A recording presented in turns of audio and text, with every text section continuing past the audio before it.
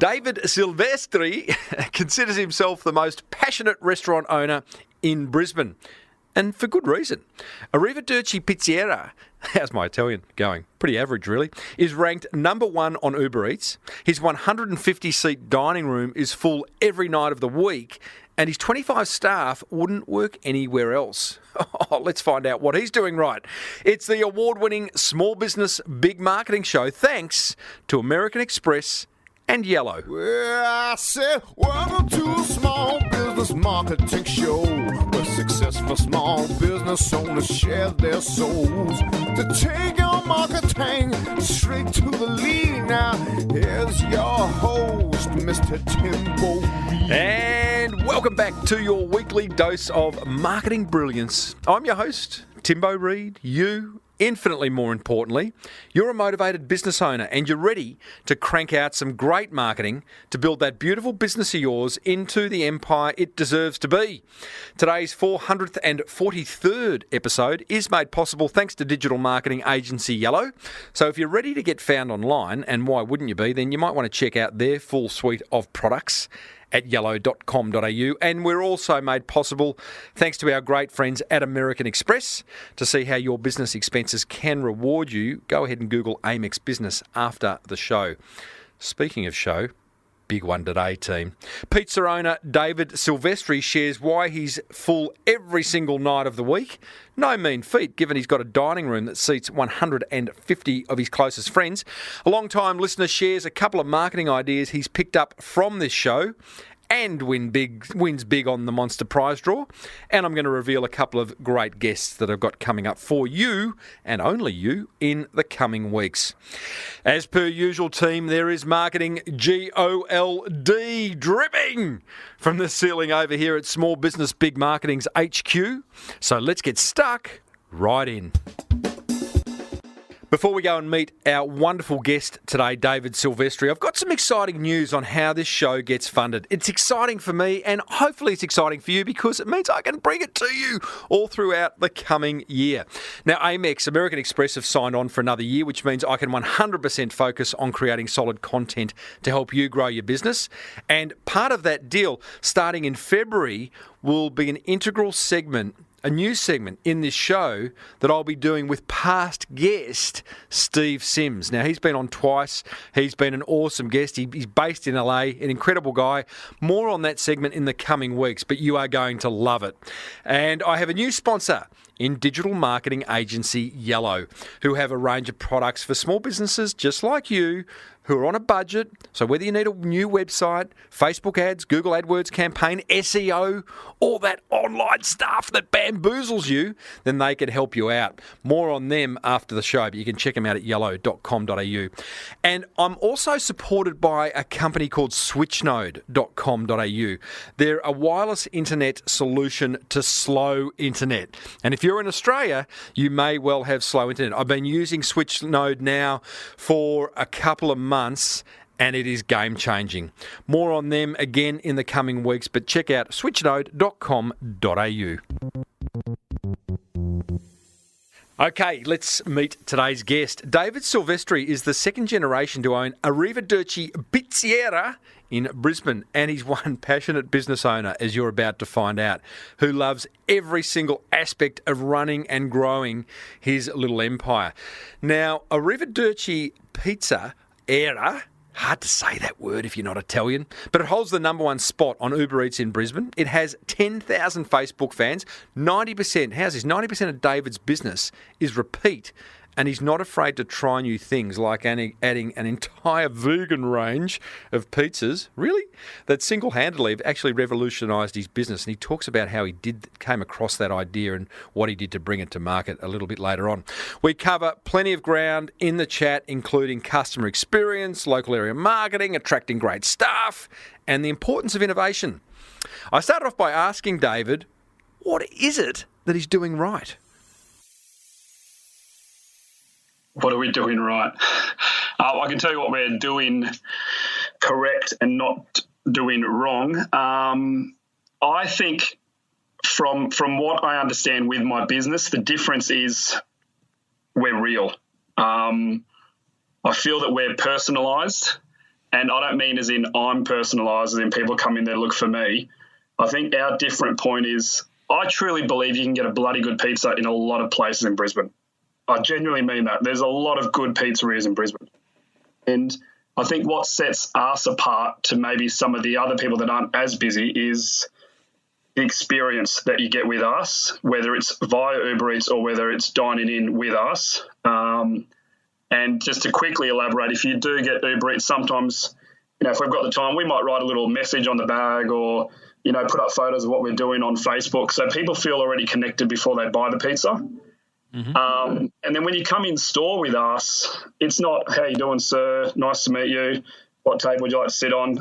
Most of our customers are regulars. I'd say a good 80, 90%. So when you go into a restaurant, Tim, they'll greet you with, "Oh, good day, sir." We more greet people the Australian way in the sense of, when you got a mate and you hang shit on them. Mm-hmm. Now, I don't hang shit on my customers as soon as they come in, so that probably sounds terrible. But I'll come in and say, "Oh, you might have just got a haircut," and I might comment on your haircut, or I haven't seen you maybe for a year, and I'll say, "Oh, you just get out of jail," or we know our customers, we know who they are, and it's a sense of it's a real bond with our customers, and I think that's so important because it's just a complete experience, and I truly believe that. Can you teach that? Because here's the thing. I haven't been to your restaurant, but I have had a good look at your website. I've had a good look at your Facebook. I've looked at the videos that you do. I want to talk more about them later. Yep. And you do have this, I could almost put it as if I was walking into a kitchen in an Italian family's home in Florence. There's just that warmth and comfortableness that you have and your staff have. Can you teach that, or have you either got it or you haven't as a business owner? I think you've either got it or you haven't. Well, that's disheartening. We'll finish this interview now, guys. Really? I feel that even with staff. So I'm so invested in my staff. I love most of my staff, and I genuinely also mean that. Hello to the ones you don't love as well. Well, they're probably not there anymore, and you find ones that you connect with. And, look, not everyone's been on the camera and on Facebook, and that's fine. So you'll utilise your staff for their strength, and you might get someone who's just an absolute workhorse that clears tables, brings food out, and that's what they're great at. And then you've got someone else that's great with connecting with people. So you utilise them for the connections, for the relationship building. Not everyone's a cookie cutter, and that's what you want and that's what you get out of the person. They're all going to work the same. But I love people. I genuinely love people, and I love connecting with people. I get excited. I got super excited knowing I got to talk to you today, tell my story, just spread the message of what we're doing. And, I think you have to have that. Love it. He's a simple man. That's what we love about him. Tell me, David, let's talk people, because staff are one of the great banes of any business owner. You've got 20, 25 staff. Most of full-time staff have been with you for more than 10 years. Yeah. You touched on a little bit of your secret sauce there, which is playing to each staff member's strength. Tell us a little bit about how you attract great people and how you identify them and keep them for so long. Numerous ways, I guess. My manager at the moment, I poached her and I asked permission before I did. Of her current boss? Yeah. I happened to be good friends with him, and she was looking for full-time and he couldn't offer her that. That was about 7-8 years ago now, and only a couple of years ago I emceed her wedding. Beautiful. And that relationship developed, and she's Korean, and you think, well, who would want a manager to work in a Korean person working in an Italian restaurant? That's something else that sets us apart. I don't chase only Italian people, or something that might seem to suit an Italian restaurant or that mould of business that we are. I really want the best person for the job. What did you see in your current manager? Well, she was amazing with people. I went in and she was working in an Italian restaurant. She was just super friendly. I only went there for the food. This specific Italian restaurant. It's the only place I'd ever eat Italian food apart from my own mum. And we would go there often, and she was all of a sudden a new staff member, and she was just, none of the other staff cared about me and sort of, the service was good, but she wanted to know about us when we came in, about my kids. She would talk to my kids and made me feel really welcome in the restaurant. And I just thought, that's someone that I want in my restaurant. And as I got to know her, and from there we just you build that sort of relationship. She just started out as a waitress, and then from there she moved her way up, and now she's managing my restaurant. How fantastic. Yeah. What are you doing in terms of other staff? Are you always on the lookout for great people and then approaching them? Do you run ads on Seek? What do you do? Often it's just word of mouth, or one of the other staff will be, oh, someone's left. You know, I've got a friend that wants a job, and you kind of just go from there. It's probably rare that I do poach people. I'm going to be honest, I don't do it that often. But it's just, when people come across, they just either connect with the staff and your business and what you're into and what you believe, or they don't and they move on. And the ones that stay seem to stay. I've sponsored a lot of people through my business. They're probably the best because they're just so committed and they truly believe in what we're all doing.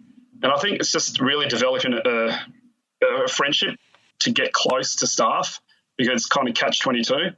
But it's who I am, and I'll probably go against the mould in most business owners, where I do get quite invested in their lives and who they are and things like that. So you're talking there about, like, part of that being becoming a friend, but at the same time being their boss and walking that fine line. Exactly. Yeah, okay. There's been a couple of game-changing moments, from what I can tell, in the Arrivederci Pizzeria business, David. One is Ubereats. The other is vegan. I'll talk about vegan second because it drives me nuts. Yeah. My daughter's a vegan and it creates havoc. But let's talk Ubereats. You're the number one pizza restaurant in Brisbane on Ubereats. Yeah. What's that done for business? It's a necessary evil. You're either part of it or you're left behind. Why is it a necessary evil? Because you have to be part of it. And I like to be in control of everything. And It's something that, while I'm in control, I'm also not in control. Tomorrow Uber Eats could stop. There's no contract. They can put your fees up, and you work by their rules. Do you have to do Uber Eats, or why can't you just do your own takeaway? We do plenty of takeaways, but I think the way we're moving, a lot of people Uber Eats is a huge marketing business, and I feel that most people, when they're home, they just grab the app and they're going to order. They're an Uber Eats customer first and foremost, and they're just going to order through the app because it's simple, it's easy, and it's so great to use. Yep. And if you're not on there, I don't know of too many people that will specifically, maybe that I'm just throwing numbers out guessing, maybe 10 to 15% may go to the actual restaurant themselves, or they're our existing customer. So we've got a lot of new customers and we're just there. So I think you have to be part of it this day and age. And now you're on the Uber Eats advisory panel. Yes. Is that a good thing? Yeah, it's exciting. I like to be recognised for our hard work, and when we do achieve and be successful, I'm not shy of what we do. I think I'm quite competitive, and it's nice to be recognised and nice to have people want your opinion and advice. Tell me about your competitive nature. How's that show itself? I like to win. I've never been great at sport. I've never been naturally gifted at anything as far as sport goes, but I want to be the best at what we do. I want to be the busiest pizzeria. I want to be the number one on Uber Eats. I want to keep that 4.7 star rating, if not higher. It drives me. It drives who I am. And nothing sort of satisfies me more than when we are full and people sort of can't get a table, or they have to wait, or it's game night and people ring and we say, I'm sorry, we're fully booked. I love that feeling. I thrive on it. Business is a game for you, isn't it? Yeah. You've got to love it. And I think it's easy if you enjoy it. Could you imagine doing anything else? No, never have. I never have. That's an awesome place to be. Yeah, very fortunate. Let's talk vegan. You said to me pre-interview, and I quote, full vegan menu revolutionised the business like nothing you could possibly imagine. The most exciting thing to happen to the business in 10 years. Really? Yeah, 100% true.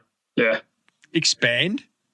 Oh, cut a long story short, about 16, 18 months ago, we had a customer come in who was a regular, and she asked me if we could get vegan cheese. And I've got to be honest, back then, it wasn't that long ago, I'm like, bloody hell, like, we've tried vegan cheese, and I'm like, we'll just eat normal cheese, woman. It's not that bad, you know? Yeah. And not even understanding the whole ethics and their beliefs and what they want behind. So anyway, I was like, no, well, I'm going to do this. So we took it seriously, and I tried a few cheeses, and they were all awful. And we finally came across this one cheese, and it was bloody brilliant. And I wanted her to try it, so we got her in. She said it was amazing. We did a week where we said, we've got vegan cheese. You know, if you're vegan, come in and try it. And I was overwhelmed at how many people came in and tried the vegan pizzas. And then it went a bit further. I was talking to my sister, who is a vegan, and she said to me, David, and her husband, sorry, just to backtrack a second, her husband is your typical bloke who's, goes out and eats, and he's like, I would never go to a vegan restaurant, bloody hippie, I'm not eating that crap, blah, blah, blah. So she says to me, everyone's doing sort of like vegan cafes, vegan restaurants now. It's very in vogue. Why don't you think of doing something different where I can come in with my husband and we can eat at the restaurant with a vegan menu? So my sister would come often to the pizzeria, and she'll either get a vegetarian with no cheese or she'd get a plain gnocchi napoletana with no cheese, and they were her options, or a bowl of salad. Mm-hmm. So we went from there and we created a vegan menu, and we decided to go down the path of we're not a vegan restaurant. By all means, we are not a vegan restaurant. We are a restaurant all-inclusive where everybody, without judgment, can come and dine. So for the hardcore vegan people that literally won't eat because there's meat in our restaurant, we get it, and that's okay. But for families, there's so many, like you just said yourself, your daughter's a vegan, and I'm assuming you're not. Is that right? Correct. So families can come in like yourself, and your daughter's going to be excited because she's got 10 to 15 options, and you've got your normal menu, and everyone gets along. So that's what we've done, and it has been awesome. It's just like so exciting. And then from that, we've created a vegan night on the second Tuesday of every month, where we create sort of like the same menu, but all our meals are only $15.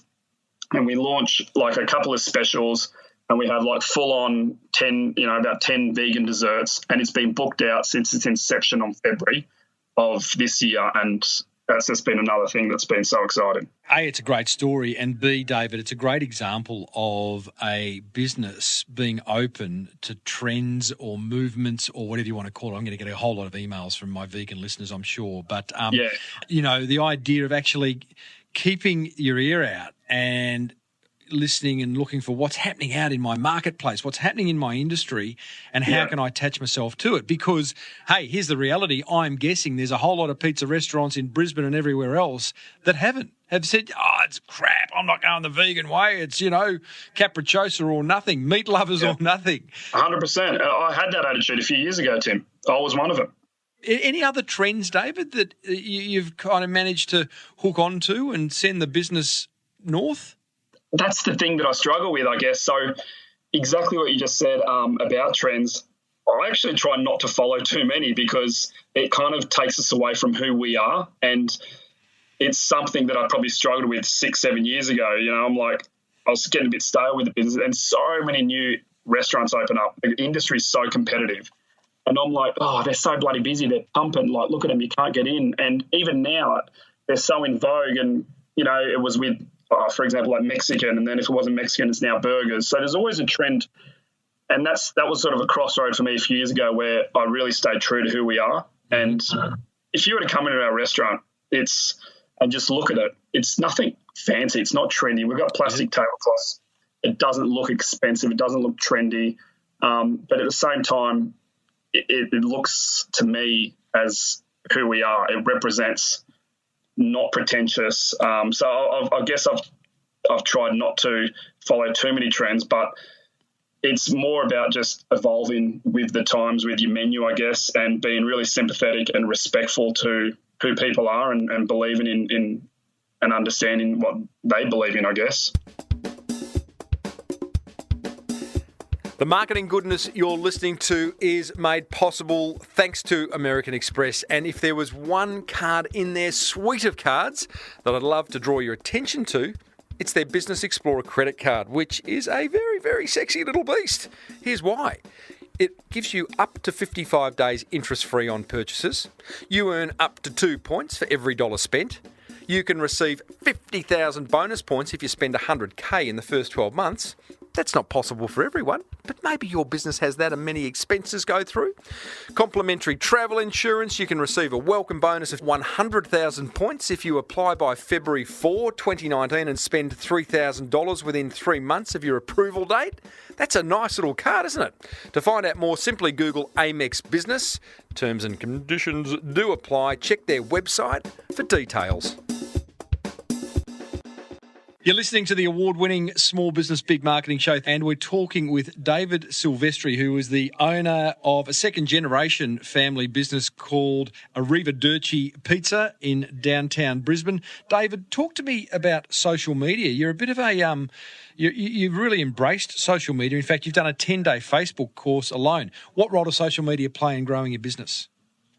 Yeah, exactly. I did hit a crossroad in my business where it was getting a bit stale, and I felt at the same time quite frustrated because, you know, we were pumping along nicely, but we weren't so much growing. We were busy, but I wanted so much more, and I needed to get my message across. And I started following a guy, which I'm sure you know well and truly, called Gary V. Gary V. And I always felt like I was brainwashed, some idiot watching some YouTube star, you know.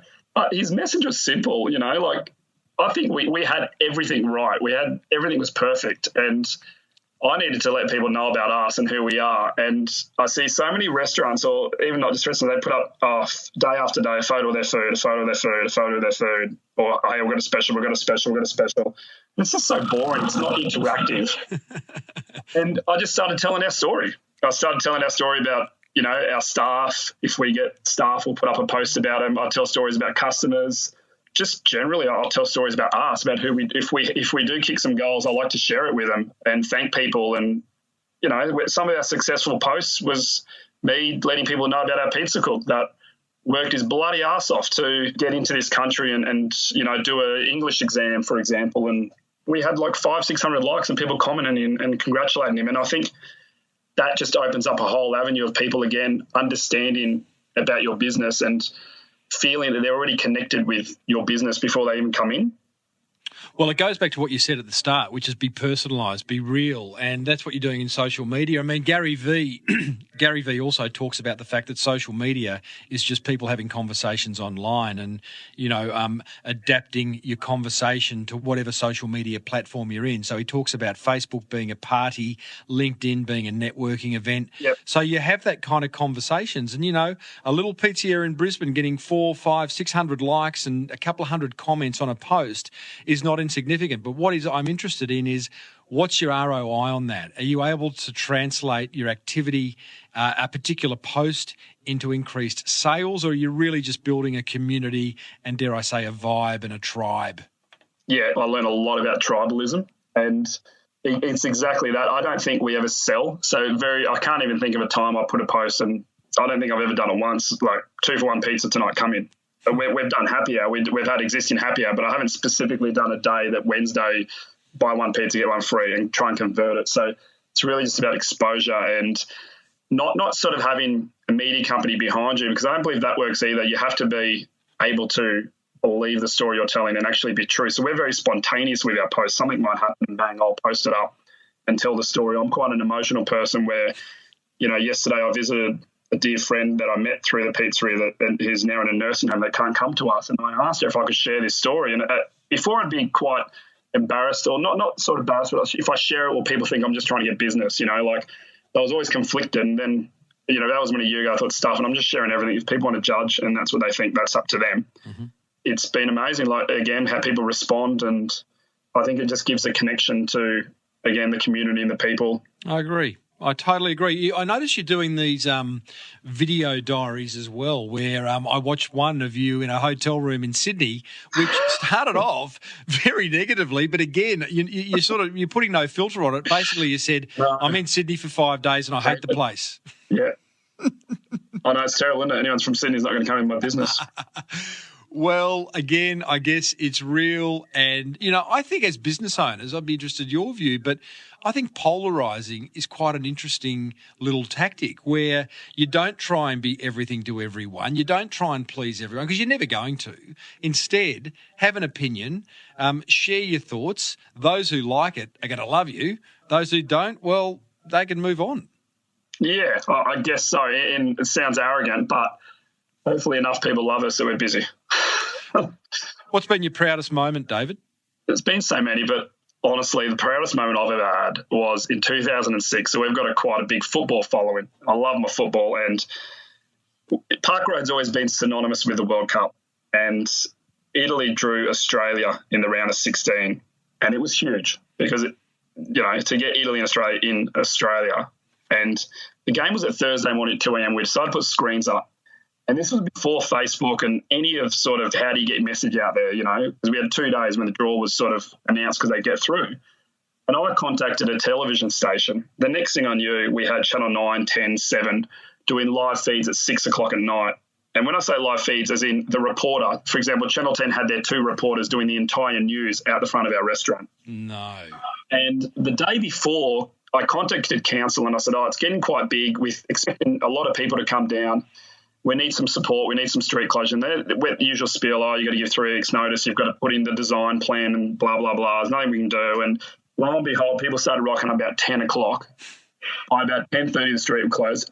And when you talk about competitive, it was just like a big stuff you to the government that didn't want to help us. They got about 3,000 at their family-friendly venue. When I say family-friendly, I don't know what that meant because we didn't serve alcohol or anything that night anyway. We can't at that time. But it was awesome. And I just reflected in that moment and saw what we had created. And that was probably my best moment I've ever had. Mate, that's a great story. Tell me, while we're on the topic of, which is basically local area marketing, what other local area marketing do you do? Do you sponsor any teams? Yeah, so I think it's important to be part of the community. So just down the road, there's Toowong Soccer Club, and we got involved with them about 3 or 4 years ago.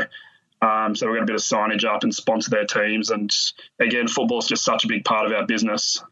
So we get a lot of those people come in. The referees come in before and after the Royal game. So I've diverse that. We don't sponsor them though. And to get touch, I'm not sure if you're familiar with them. We sponsor them. So these are all sporting teams. When you do sponsor, I'm interested, do you just simply get a banner on their ground or do you actually work that sponsorship so that do you get access to a member database? Do you get ads in the program? Do you get to speak at local events? How does that sponsorship work? No, I'm not.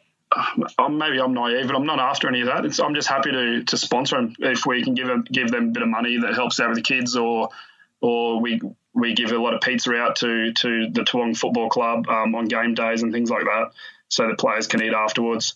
And from there, I just think it's karma. People want to support local businesses and they're going to come back to you. It's like that quote from The Castle, the film The Castle, where he says, just the vibe. It is just the vibe, and that's what you're creating, I think. That's your marketing strategy, David, in one word, vibe. Appreciate it.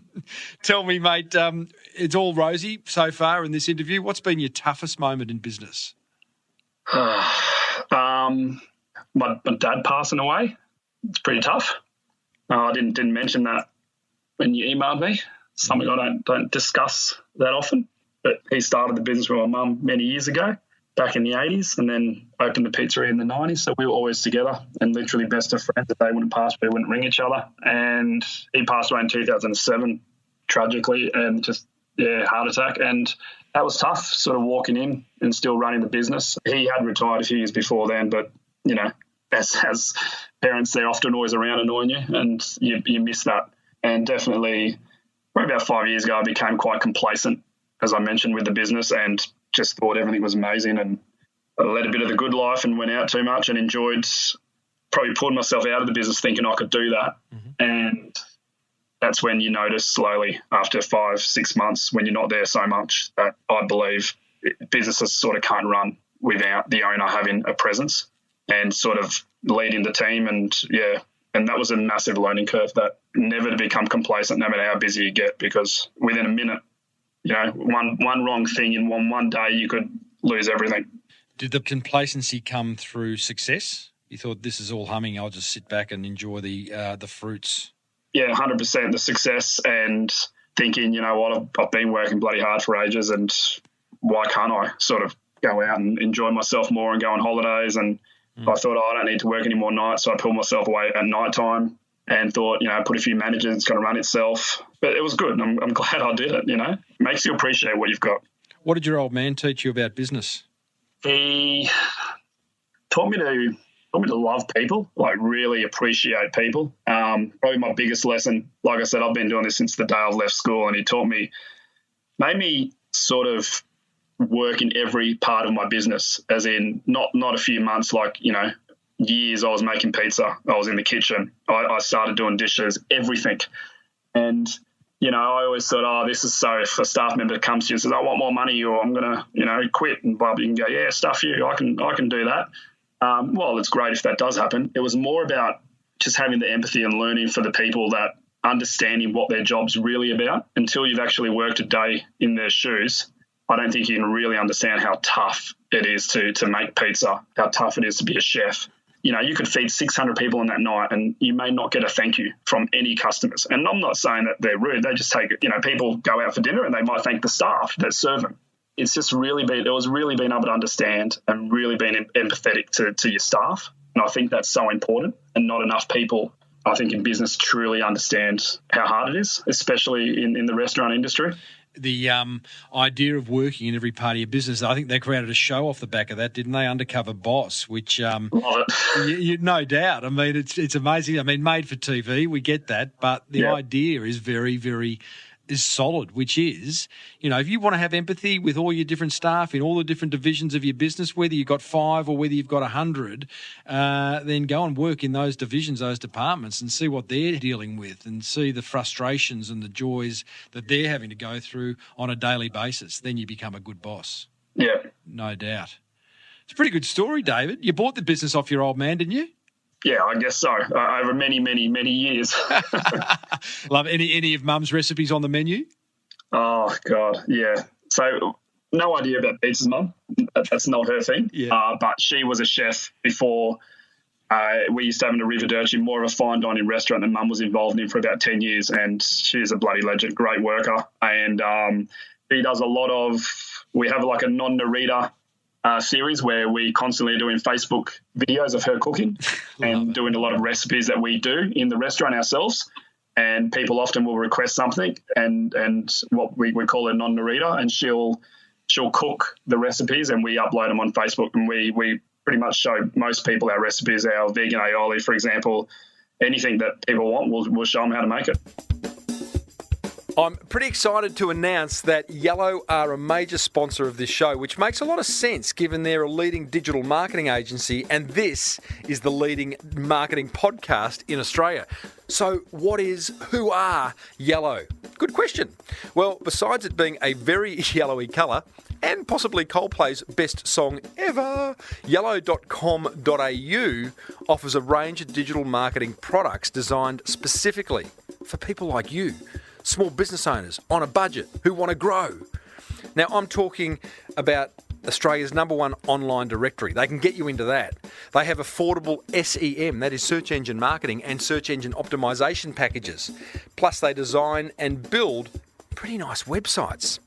I totally get how tricky digital marketing can be. You know that. That's one of the reasons I do this show. So why not let Yellow take care of this side of things for you whilst you focus on what you're good at? Check them out, yellow.com.au, or give them a buzz if you're in Australia, 132489, and tell them Timbo sent you. Have you thought about any brand extensions of the Arrivederci brand, where you might do tours to Italy, or you might do cooking classes in your restaurant out of hours? Yeah, I certainly have, but I don't think I would. Yeah, franchising or any of that. I don't know. I just often ask myself why, and I can't give myself a good enough reason. Might be a distraction. Maybe you're just really good at doing that one thing, and that's how it should stay. I think so, and often when I do come back to why, usually in the end is about money.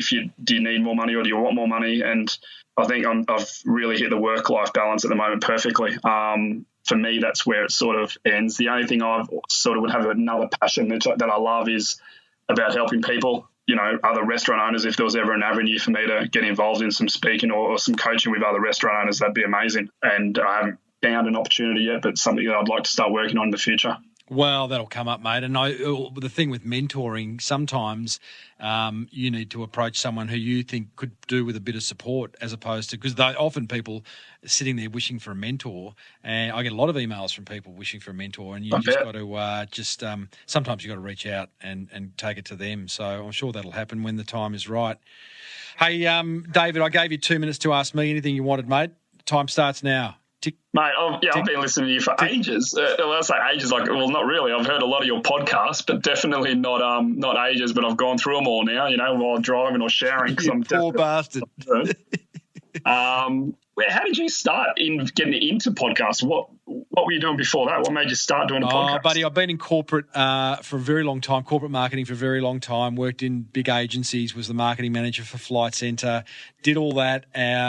But every time I spoke to a small business owner, I loved having that conversation with them. I could see a little bit of pain in their face when we did talk about marketing, and I knew I could help them. So I'd give them advice. Often they'd actually act on that advice and come back and thank me, which was quite rare because in the corporate world, all you did was have meetings. So I realised at that point that it was the small business community of Australia that I wanted to help some way. I started my own small business, a little marketing consultancy called The Ideas Guy, which in order to differentiate myself, I just started a podcast. And I came across podcasts about 11 years ago when I came across a show called Killer Innovations. It was an audio show produced by the Vice President of Innovation at Hewlett-Packard. And I thought, this is amazing. Here's one man creating a piece of audio on a topic I'm really interested in, which was innovation. And he was doing it from his study in his home and sharing it with the world. And I thought, that is incredible. And I thought two things. One, I'd love my own show in order to share my knowledge. And B, this podcasting thing means that any business owner can now create their own media platform and own it. And I thought that was incredible. So started the show, it'll be 10 years ago in a few months. And 10 years? 10 years, mate. You're about the 443rd interview or something like that. Wow. And I started it and it got traction. I had a co-host, Luke, for about 80 episodes and we got along really well. He was everything I wasn't. He's very much in the nitty-gritty of marketing and the detail. He's the mechanic and I was the kind of bird's eye macro view of things. And so it created for good, hearty discussion. He didn't see the value in continuing, whereas I could see a future for podcasting. I started to get asked to speak at conferences. I closed the consultancy as the speaking increased. And here I am today. I think there is probably two parts to why I'm still here. Consistency. I think if you're going to create helpful content, then you've got to be consistent about it and not kind of just dip in and dip out and get disappointed when something you create doesn't work. 100%. And the second part, because people say, well, why is your show been a success? Because there's other marketing podcasts out there and probably better than this show, but there's sort of an intersection that I talk about between entertainment and education and finding that little sweet spot, which hopefully I kind of, that's always my focus. I think you got to smile, right? Yeah, mate, I've bloody enjoyed them, mate. They're awesome. Good on you, buddy. I've started listening, sometimes you might only get one piece of information when you do, but... Well, a question for you. Do you implement that one piece of information? Yeah, for sure. I remember listening to one not long ago about text marketing. That's probably another one that I started because I was like, Facebook, Mm-hmm. And that's something that I did implement. And I've got like so many mobile numbers, so many when people book, order takeaway. Absolutely. And it was bingo, works straight away. I put them all in and we're talking about like 2 for 1. I thought I'll test it, So we did a 2 for 1 Tuesday night, takeaway only. It's not like 100 pizzas, Wow. Just from that one text. Hey, David Silvestri, Arrivederci Pizza in Brisbane. Love it. What's the website address so people can find you? Arrivedercipizza.com.au. Clever. Not too proud about our website. Needs a bit of work, but yeah. Oh, buddy, I think it's okay. I mean, I can see why you say that, but You've got some lovely photography. The pizzas look awesome. That's important. And there's always work to be done, but you're doing okay. Thanks for sharing your story, David, and thanks for listening to the show. Absolute pleasure, mate. I had a whole heap of fun. Well, there you go, team. Arrivederci Pizzeria. I just can't do that Italian accent, but you know what I mean.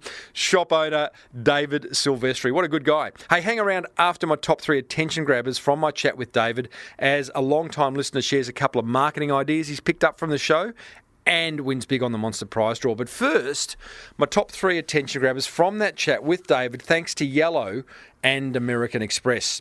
Attention grabber number 1. I love the fact that David looks out for trends and then acts on the ones he thinks will have a significant impact on his business. Like, for example, the vegan menu is a great example of that.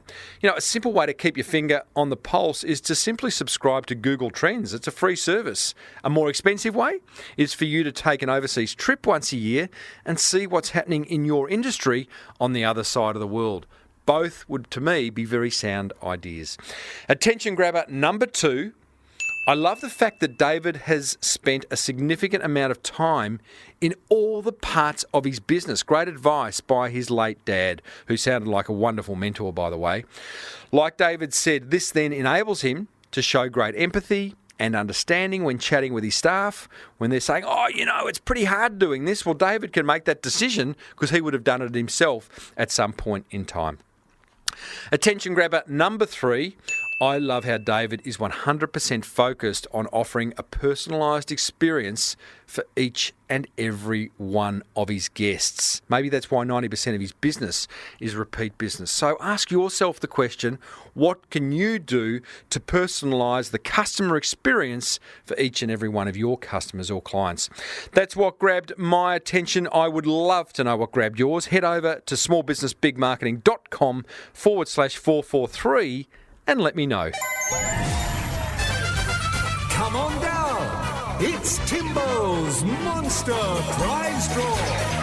Oh yes, indeedly doodly. It's time to reward another motivated listener. It could be you, if you'd emailed me, for taking action. This is the Monster Prize Draw. It's where you get to email me with an idea that you've learned from this show, that you've implemented, and share what impact it has had on your business.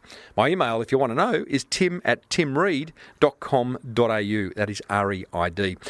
Today's winner of the Monster Prize Draw is Ben Atkinson from Burleigh Driver Training. Long-time listener, Ben. I know that for a fact. Now, this is what Ben wrote to me. He says, "Hi, Tim. I've been an avid listener for a number of years. Love the insights your podcast gives. My business is Burleigh Driver Training School, and we specialise in truck licence training on the Gold Coast and in northern New South Wales. Initially, I was frustrated and lost with the black art of marketing." Oh, yes, Ben, I know that one. "And felt at the whim of the market and nothing seemed to get results." Well, buddy, you are not alone. But it looks like you've taken some action to overcome that black art and turn it into a white art. Ben goes on to say, "With a focus on my marketing and service delivery, I have seen solid growth over the last 4 years, which has led to the decision to purchase another truck and employ a new trainer to increase capacity." Nice. "These 2 new additions will get me off the tools and allow me to put more focus on the business processes and marketing." That's awesome, buddy. Well, I hope you don't miss the tools, but the fact that you can be working on the business is a great step forward.